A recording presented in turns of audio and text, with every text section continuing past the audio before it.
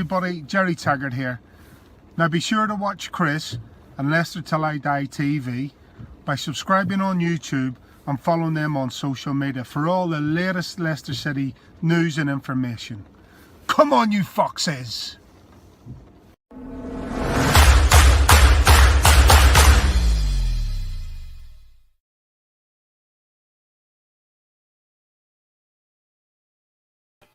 Hello, fellow Fox fans. Welcome along to the show. It's the Opposition View show. It's the 23rd of December, 2 days off the big day, 3 days off the even bigger day.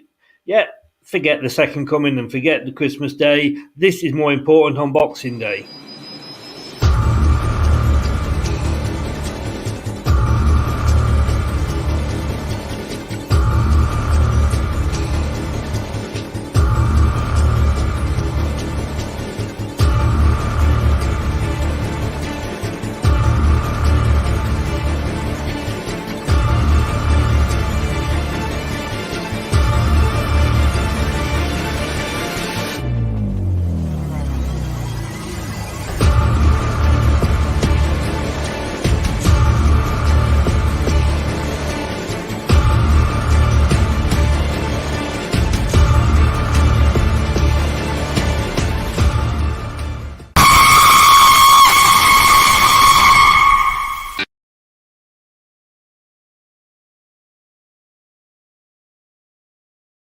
It's going to be scary.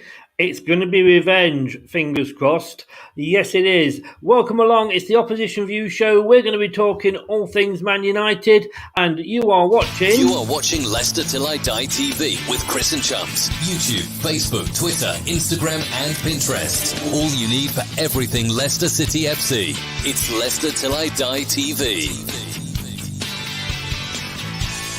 Leicester Till I Die, now available on Spotify.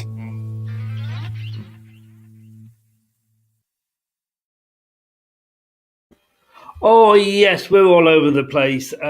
If you're watching live, the list is down the side of the screen there. You can catch us on YouTube, Leicester Till I Die TV. You can catch us on Twitter and Periscope at Leicester TID. And, of course, on the Facebook group, Leicester Till I Die. If you're in the group, click on the StreamYard link. Just brings your name up and we can give you a shout out and say hello to you. As I mentioned, it's the biggie. It's the biggie in 3 days. Forget Christmas Day, not important. Boxing Day, it's the big match. It's revenge. We're going for it. It's Man United. And we've got a Man United fan with us this evening. Of course, doesn't live in Manchester. He lives a bit more local to you guys. He's in Old Shilton. Of course he is. Where else would he be? And it's a Michael Beasley. Let's bring him in. Good evening, Michael. Good evening. How's it going? Not so bad. Not so bad. Still hurts from last season, the end of last season. That still does hurt. Well, yeah. I think you sort of gave that away at the end. Yeah. How's Champions League going for you then? We had 6 good games in there and decided that we'd join you in the Europa League. It's much nicer down here, I tell you. Hey, might meet you in the final. You never know. Yeah, that'd be good. Yeah. With all the fans back in, that'd be even better. Yeah, you do have this thing over us. We can't. I mean, we were looking at figures earlier on in the week with in the preview show. You know, we've played each other 130 times. You've won 68 to our 33. Even when, and no disrespect to you, even when you weren't good, as in, let's say, the pre-Alex Ferguson years, you still had this sort of witch thing over us. We couldn't beat you. Well, there is, you go all the way back to the 63 Cup final, I suppose. Yeah. Obviously, we won that. But I can remember, periods in the... I can remember actually being down Filbert Street in the 80s. I was in Pen 3, I think, and it was 3-0 up after about 25 minutes. to have been the better, and obviously the 5-3 the other year. Yes. Well, we'll never forget the 5-3, and I hope you weren't wearing a Man United shirt when you were in Pen 3. I'm guessing not, because you're still with us. Yeah. Yeah, there's a few coins being thrown around today. I can imagine. That was when we could afford to throw money away. But just looking at that in the Premier League, I mean, you mentioned the 5-3, and it was a great game, obviously from our point of view. In the Premier League, 28 games we've played, we've only beaten you twice. That was one of them. Were you at that match? I wasn't, no, but I was watching it in a club with all my friends who were all Leicester fans anyway. Yeah. So that they enjoyed that day. I can assure you, after we'd gone in front of that, the rest of the day was definitely a big celebration. It was. It was one of those weird games where I thought was going to be the start of the big kick-on for us, and if anything else, it was completely the opposite. And there's nothing went right for us after that till about the last 7 or 8 games. But look, there's a huge elephant in the room, and it isn't just me. there is a bigger elephant than me in the room. Let's go straight to it and get it out the way, and let's just have a look at this and see if you agree with this Man United. Get rid of Harry Maguire! Get rid of Harry Maguire! He is shit! He is absolutely shit! I'm sorry, I cannot stop playing that. It makes me smile. Brings me lots of Christmas cheer. Are you in the same camp? I didn't hear what he said. Basically, he was saying that Harry Maguire was probably not the best player that you've ever bought. I would say that you definitely came out of that deal smiling more than we did, although he has improved as this season has gone on. And I think in this day and age, if a team wants a player that badly and it becomes obvious to the selling club that a team wants, well, then you can name your price. You know, Leicester didn't have to sell him at that time. So it was a case of you spend the money or we're not selling him. Yes. Just I mean, that's our thoughts, obviously. No returns, no exchanges, no refunds, even if bought in error. I mean, I think we don't miss him. I mean, it worked out very nicely for us with the fact that we had Soyuncu there, who had a season where he wasn't playing, but he was acclimatised into the league and the club. Like you say, we didn't need to sell him, but I think he's one of those points in question where you buy a player who appears to be good in one team, and it doesn't always mean that he's going to be fantastic in the other. And I think that £80 million price tag did hang around his neck. Yeah, I agree. You know, at the time, he was outstanding for Leicester, playing for England. I think at the time, I'd have taken Johnny Evans out of the ball. Because we knew his way around Old Trafford. And I just think he's a little bit more calm and confident on the ball. Rumours are that you might, well, because he's in contract negotiations with us at the moment for an extension, and rumours are that you might be coming in for him again. Yeah, I think that ship sailed now. Although I must say that Fofana looks again he looks another brilliant buy for what you paid for him. Well, can I just say, if you paid 85 million for Maguire, let's start at 3 figures before we even finalise anything. Yes, it's. I mean, it is a Johnny Evans. I mean, he was an amazing buy, and obviously you know Johnny Evans from his time at United. He was a point in case. He was at West Brom. Man City went in for him in the January. West Brom struggling to stay up, didn't have to sell Premier League money. Didn't want to sell. Eventually, they went down, and we got him a lot cheaper. But yeah, he's going to be one of sort of what you'd call a bargain buy. Yeah, I think Johnny Evans' problem was obviously when he was at Old Trafford, he was behind a great young defender, and that he was behind Vidic and Ferdinand. So, you know, that does limit your chances a little bit. I think that not a chance is in reference to any thoughts you've got about taking Fofana. Yeah, well, yeah. I have a feeling this might be your friend. I don't know. Facebook user there. Click on that StreamYard link. Let us see your face. It doesn't cost, doesn't register, download or have to register. It just basically lets us see who we're talking to. I presume it's somebody that knows you there. I said, I'm Johnny Evans back. But the other elephant, I mean, I think Maguire possibly, like you say, will settle in. He'll, that 80 million was a big new albatross around his neck. How are you sort of feeling with Ollie? Because again, not only are our players linked with Man United, but our manager is as well. Happy with Ollie? Is he the guy to take you forward? Ollie is what? It was a surprise when he was appointed. I was surprised when he was even given the caretaker job.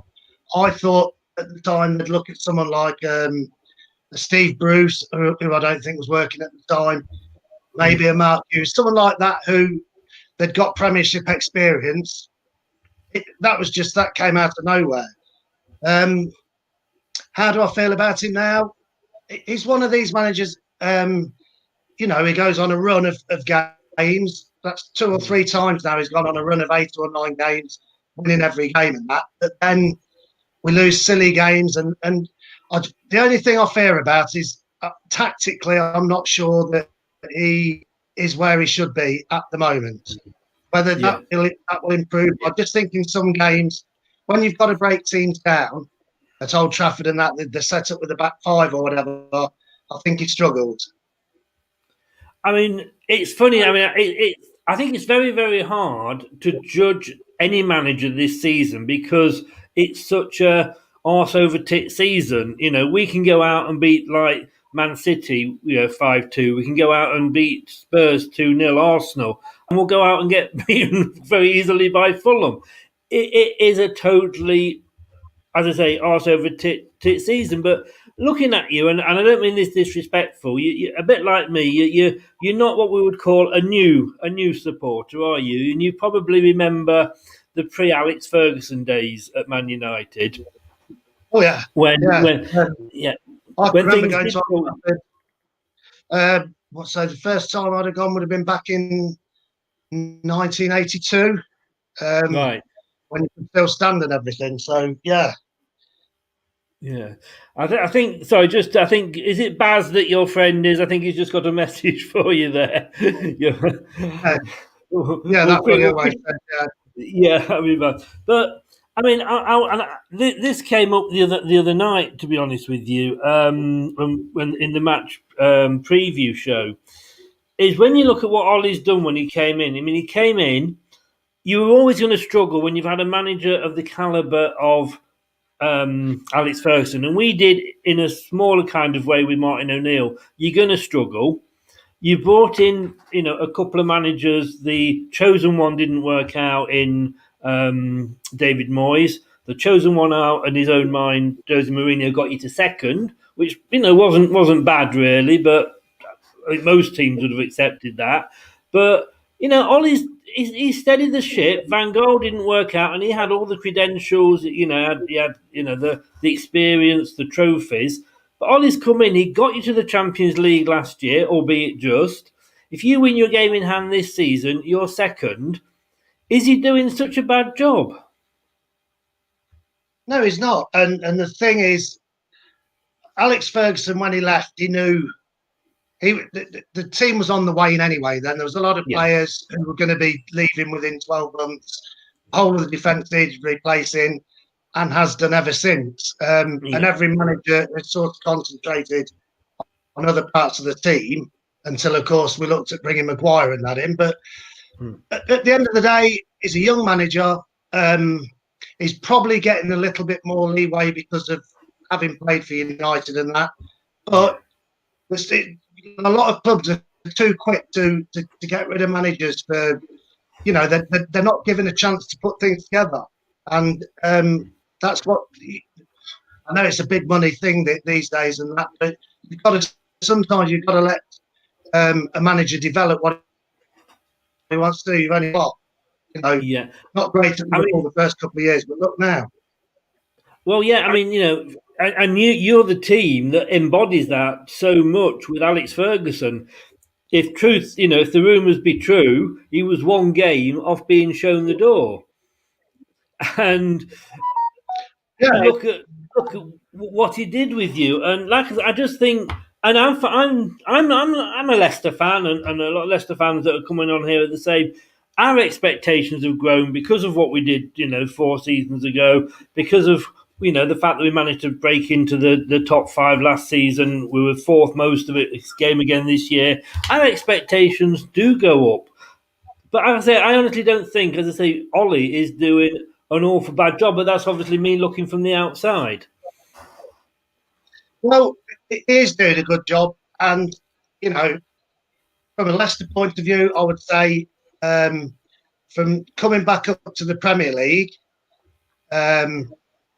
you've done well in your recruitment of managers, but I think the big thing with Leicester is that the owners that took over, been absolutely fantastic. I would say probably the best owners in the Premier League, without a doubt. Yes, yeah. I mean, I don't think you get anybody Leicester fan. Anybody disagree with you on that? They are amazing managers. When you look, the money that they are putting into the club. I don't know if you've seen the new training ground that's sort of opened this week. I mean, if that's just the training ground, it is. You're going to look at Leicester if you're a player, and I don't think yet you've got team like Man United, and players will always be drawn to Man United whether you're winning or not because of the Man United name. But now when they come and look round, Leicester are up there on par with you, certainly, in the facilities side. Yeah, Manchester United. Historically, Manchester United are a bigger club, obviously a bigger ground, probably a bigger name worldwide than Leicester. But you have to say now, like you say, you're going into Boxing Day, second against third, and it's been like that the last couple of seasons. And I don't look at it now as 10, 15 years ago. Well, we've got Leicester. It's an easy win in that. Now you think to yourself, it's going to be a good game, football. I would think there'll be goals in it. But Leicester are up there, and rightly so. They've worked their way up, and they are where they are. Yeah.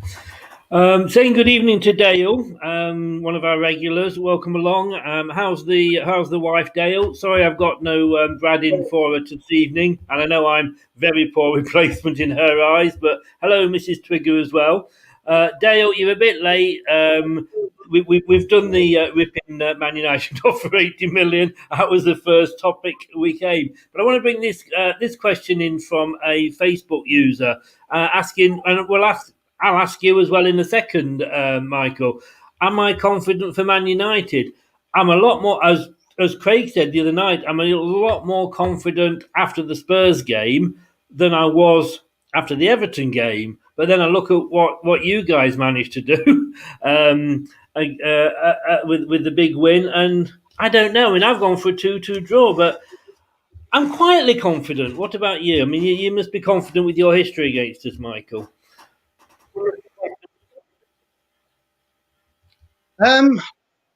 It's away from home. If it's classed as it's different with no crowds, isn't it? That's what I say. This season, anybody can beat anybody. I'd never say I'm confident in any game anymore. The last few seasons, I'm not confident.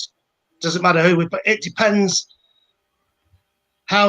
what team turns up on the day, how Ollie sets us up, and if he goes for it. The problem is sometimes a lot of the games this season, we take 45 minutes to get into a game.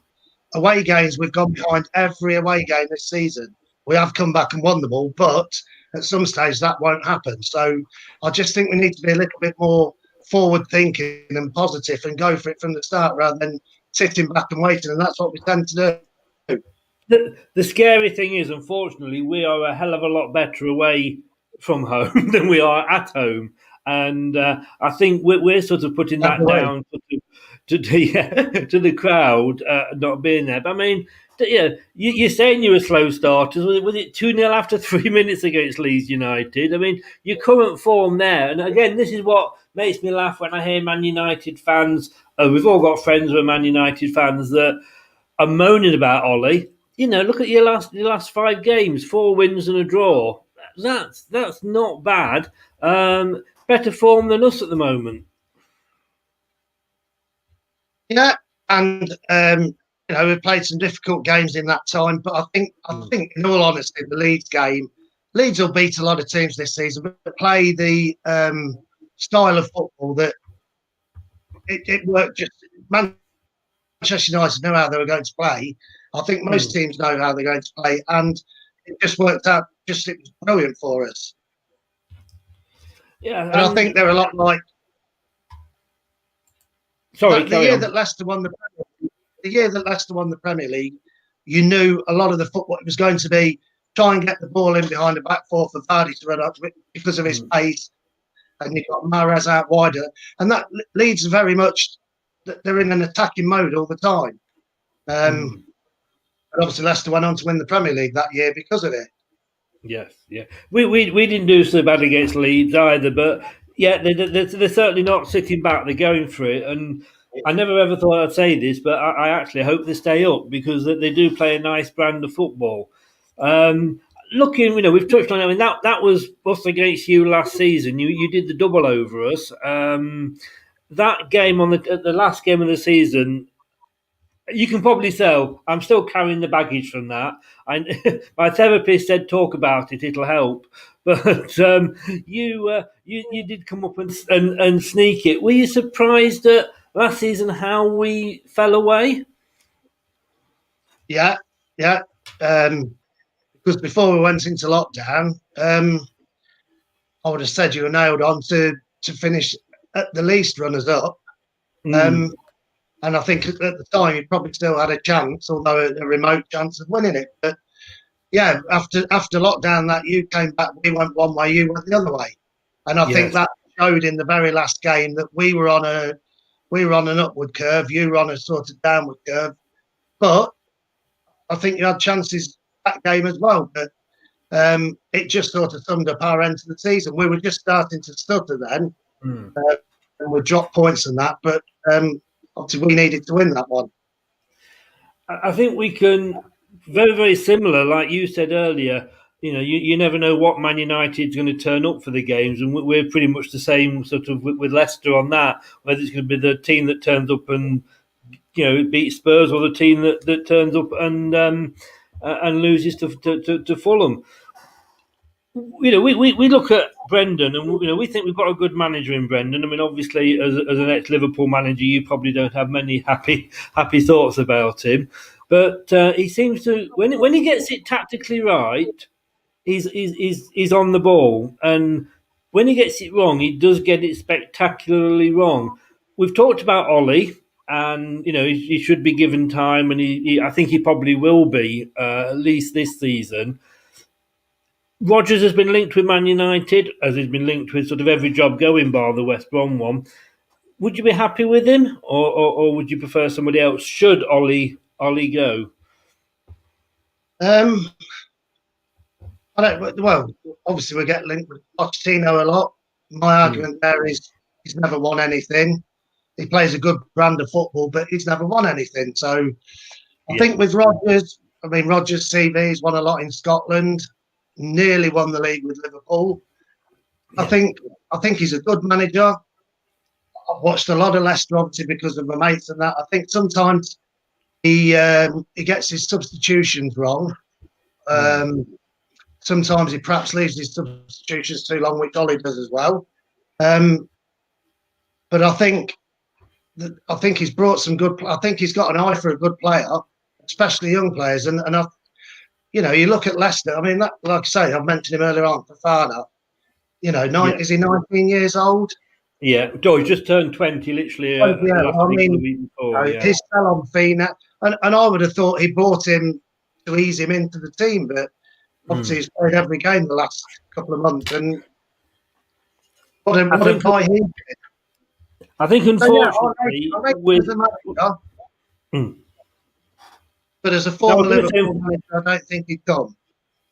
No, possibly. Well, we hope he won't anyway. But no, it's a good point. That certainly with you say like Fofana, he wasn't. I don't think he was in or a lot of players that we've had to play this year. Fuchs has played more games in the 13 this season than he has in the past 3 or 4 seasons put together. It's been very much, and I always used to sort of moan when Man United managers or Liverpool managers, the big team managers came and said, "Oh, we've got injury problems." We have had injury problems this season. Good news is for us, they're coming back, and Evans was out. He's obviously going to be there against his old team tomorrow. But it'd be nice to see, for us certainly, almost a full strength team. We're going to come on and talk players in a second. Just going to take a quick 5-minute break, and we'll be straight back after this.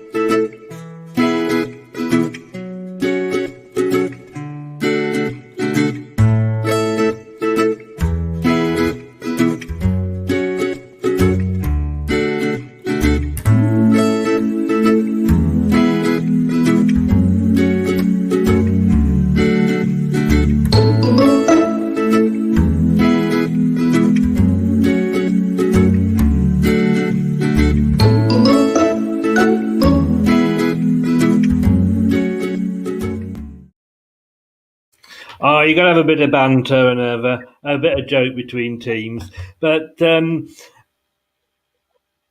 I always ask this because we have, with the opposition view, we do a website-based one as well on the website, leicestertillidie.com/opposition view. One of the questions I always ask is, who is your team's donkey? And I'm guessing, I don't know. I mean, I'm looking at it and probably say that's going to be Pogba for you this year. Is it, or is there somebody that that's doing worse than him?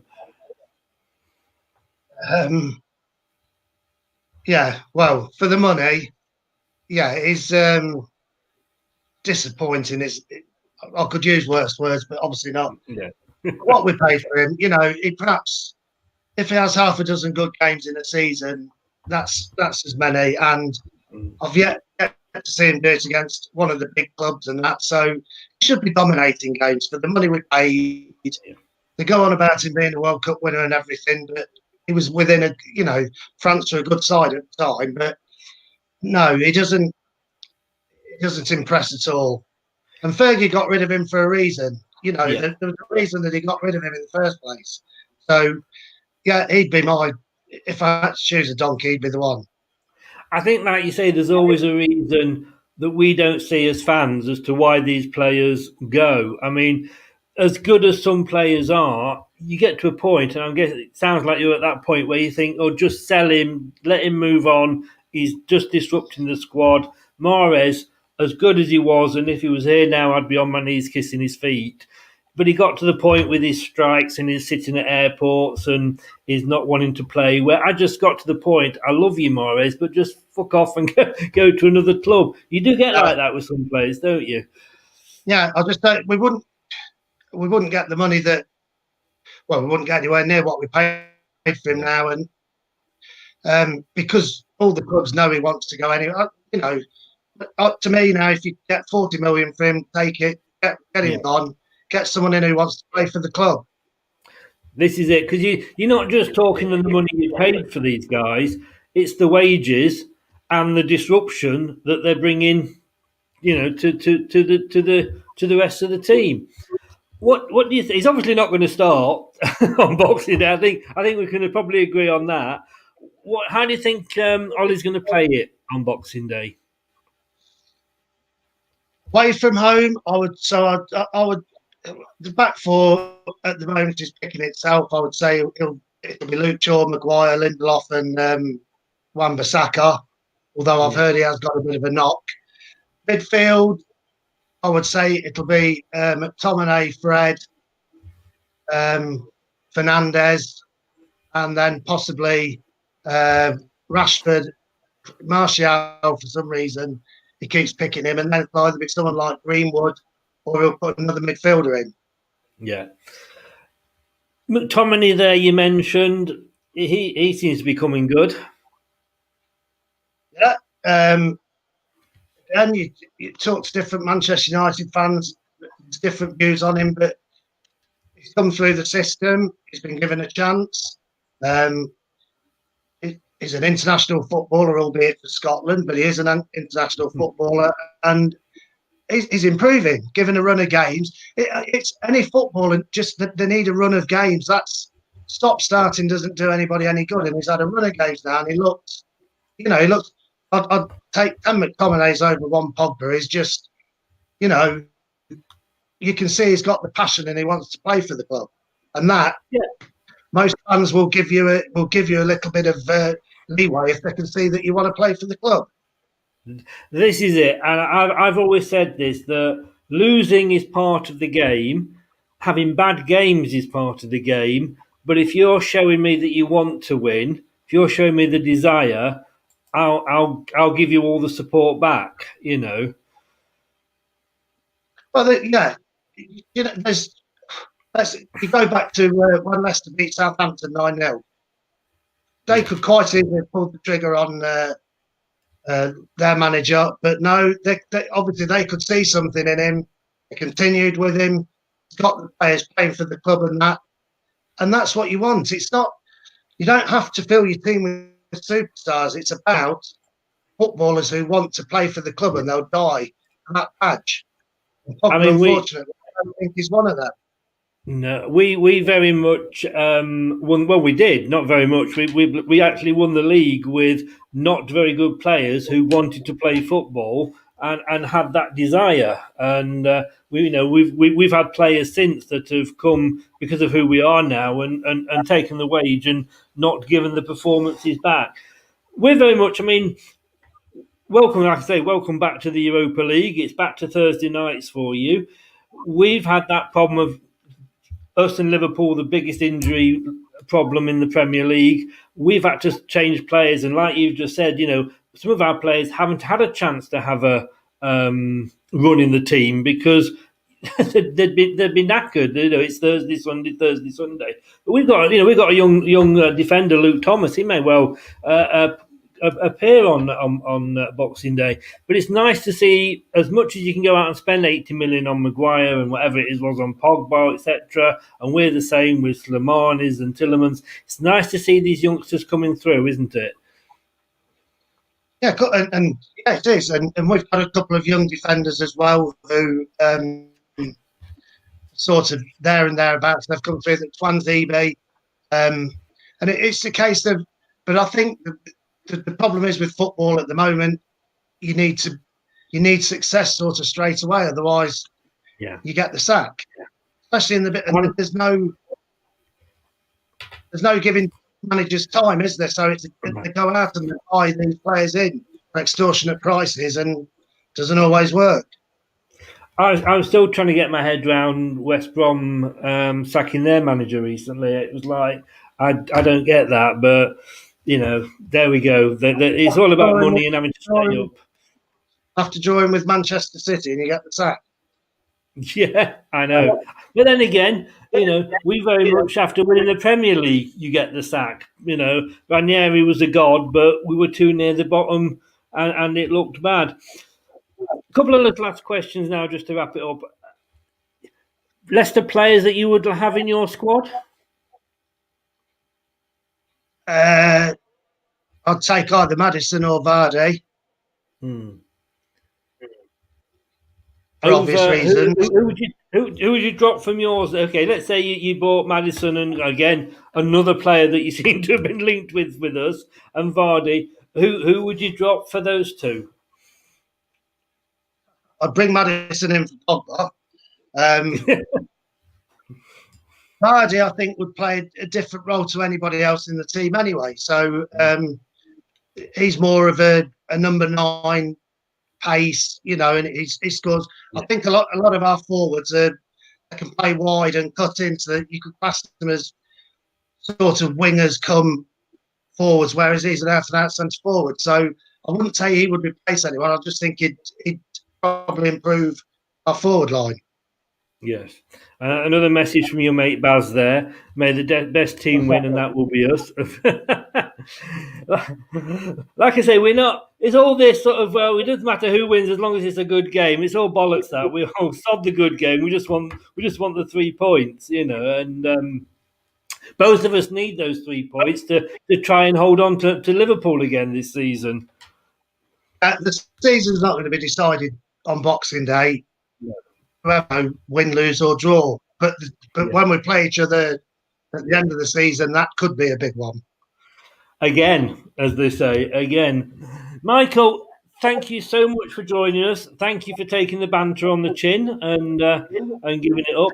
I just know that Maguire's going to somehow get a goal against us. It's written in the stars that he will. These are what we've gone for with our score prediction at our end. We've got some ex-players join us for the score prediction.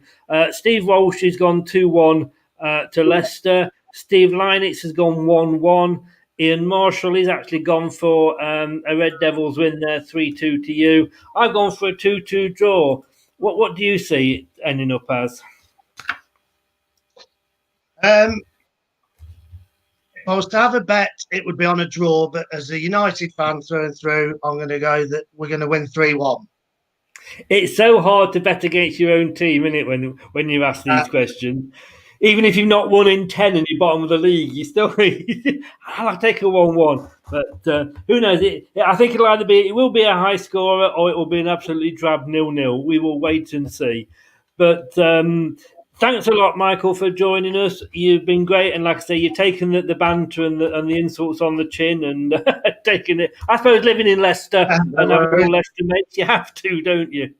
But hey, have a really good Christmas, mate. Stay safe. I won't wish you well for the game because I won't mean it. But good luck after that for the rest of the season, and except, of course, in the Europa League as well. Yeah, well, have a good Christmas, and let's just hope it's an enjoyable game for everyone. It will, yeah. And we win. You beat me to it. Take care, Michael. Thanks very much, mate. Right, cheers then. Thank you. Bye. Cheers. Thanks a lot. Bye-bye. So that was Michael. Hey, thanks to Michael. He's been a sport. He took all the insults and the Maguire jokes and insults and everything on the chin. And I don't care. I'm going to play this again just because I absolutely love it so much.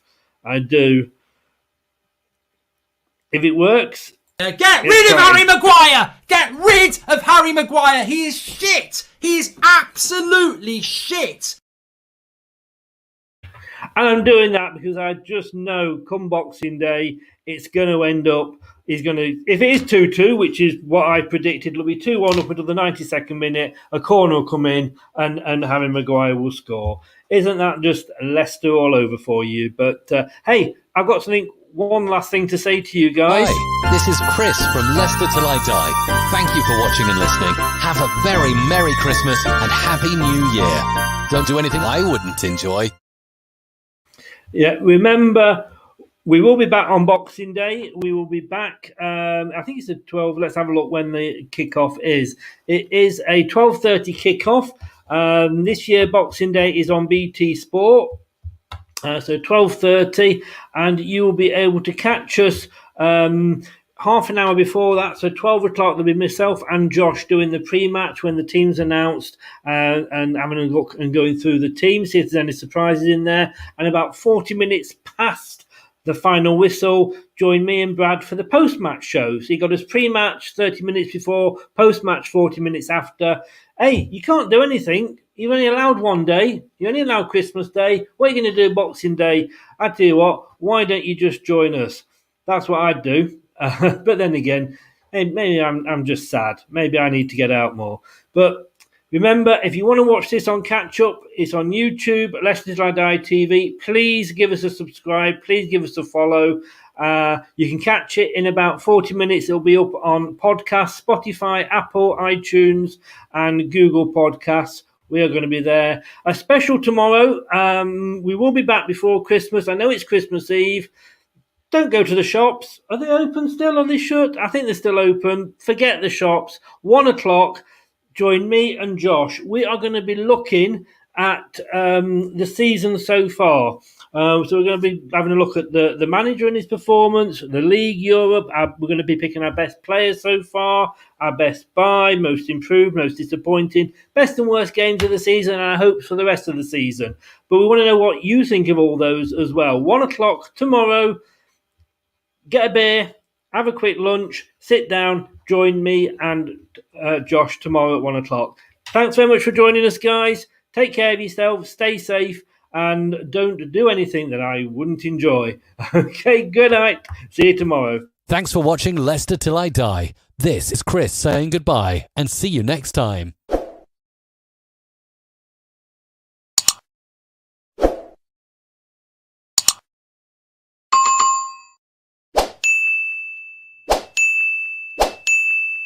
Shut up and sit down.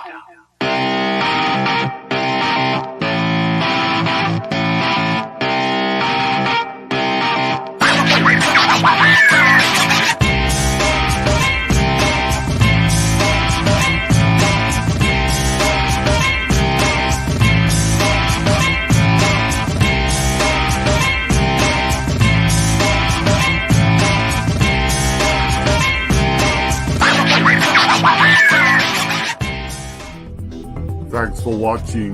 These videos are tremendous. You better like them too or I'll be back.